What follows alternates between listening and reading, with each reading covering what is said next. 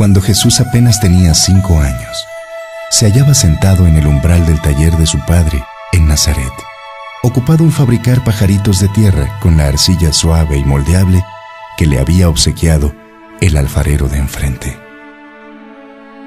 Se sentía feliz como nunca, pues todos los muchachos del barrio decían que el alfarero era un hombre malo que no se dejaba ablandar ni por dulces miradas, ni por palabras de miel, y jamás se había atrevido a pedirle nada. Pero apenas sabía cómo había podido suceder eso. Hallándose sobre el umbral, viendo con envidia al vecino que trabajaba en su molde, ese hombre malo había salido de su tienda y le había dado arcilla suficiente para poder fabricar un cántaro propio para vino. Sobre las gradas de la casa vecina estaba sentado Judas.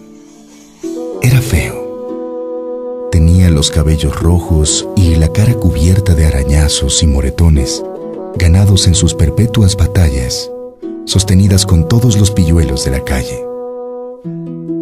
Por el momento permanecía tranquilo, no disputaba ni reñía.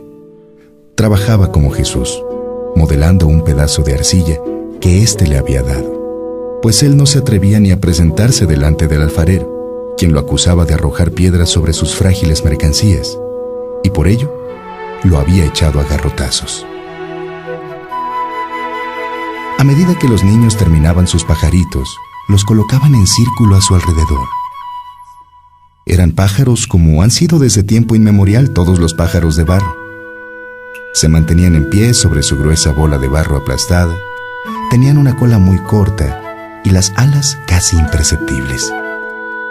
Sin embargo, los pajaritos de los dos pequeños camaradas diferían a simple vista.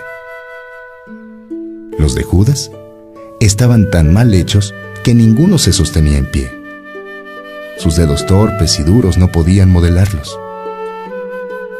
Lanzaba a Jesús furtivas miradas, intentando adivinar cómo se ingeniaba para hacer pájaros tan hermosos que le resultaban tersos como las hojas del encino. Con cada pajarillo terminado, Jesús se sentía más feliz. El último le parecía más hermoso que los otros, pero a todos los veía con amor y simpatía. Ellos serían sus compañeros de juego. Dormirían cerca de él. Le cantarían sus canciones cuando su madre lo dejara solo. Jamás se había sentido tan rico y nunca se volvería a hallar abandonado. El robusto aguador pasó en ese momento encorvado bajo la pesada carga, y detrás venía el vendedor de legumbres que se balanceaba sobre el lomo de un asno entre las grandes y vacías cestas de mimbre. El aguador puso la mano sobre los rubios bucles de Jesús y le pidió noticias de sus pájaros. Jesús le respondió que todos tenían nombre, que sabían cantar, que llegaban de lejanos países y le referían historias que solo de ellos y de él eran conocidas. Y Jesús hablaba tan bien que el aguador y el vendedor de legumbres olvidaron un gran rato sus ocupaciones.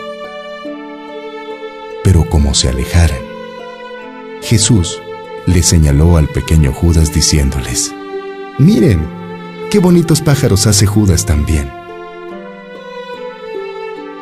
El vendedor de legumbres detuvo su asno con sencilla bondad y preguntó a Judas si sus pájaros tenían también sus nombres y si cantaban. Judas no sabía nada. Enmudeció. Ni siquiera levantó los ojos. Irritado, el vendedor de legumbres dio un puntapié a uno de los pájaros y prosiguió su camino. De pronto, Jesús sumergió la mano en el charco más próximo, pues se le había ocurrido pintar sus pájaros grises con el resplandor centellante del sol que daba tan bellos matices al agua y a los muros de las casas.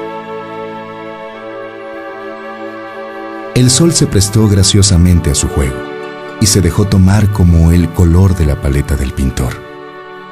Y cuando Jesús lo extendió sobre sus pequeños pájaros de barro, un reflejo de diamantes los irizó de abajo a arriba. Judas, que de cuando en cuando observaba y contaba los pájaros de Jesús, lanzó un grito de admiración al verlo pintar con el sol de los charcos de lodo, y se apresuró también a meter las manos en la brillante agua. Pero el sol se le deslizaba entre los dedos. Por rápido que fuese el movimiento de sus pequeñas manos, ellas no retenían nada del maravilloso colorido. «¡Hey, espera, Judas! Voy a pintarte tus pájaros», dijo Jesús. «No, no quiero que los toques. Están bien como están».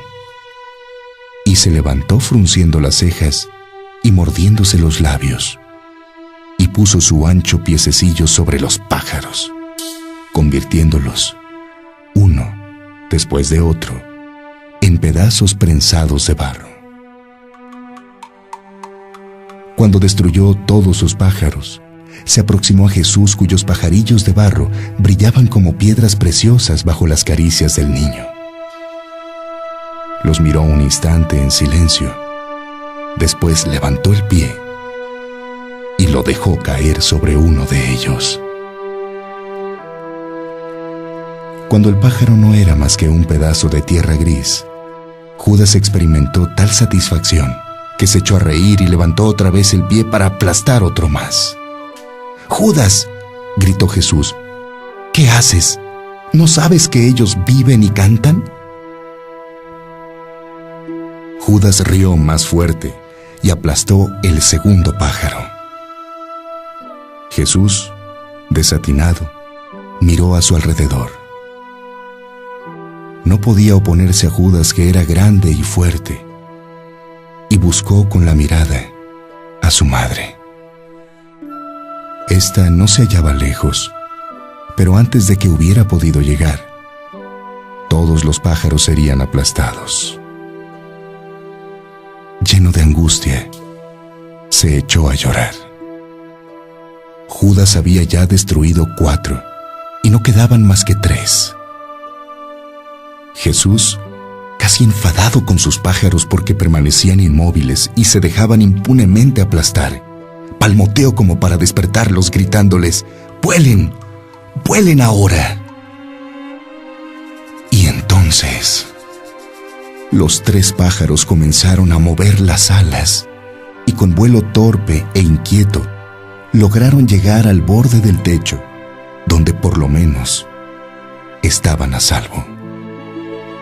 Cuando Judas vio volar los pájaros a las palabras de Jesús, estalló en sollozos.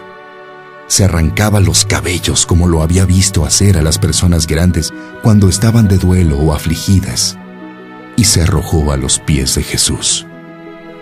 Se revolcaba en el polvo y besaba los pies de su camarada, rogándole lo aplastara como él lo había hecho con los pájaros. Pues Judas, desde aquel momento, amaba y admiraba a Jesús. Lo adoraba y lo odiaba al mismo tiempo.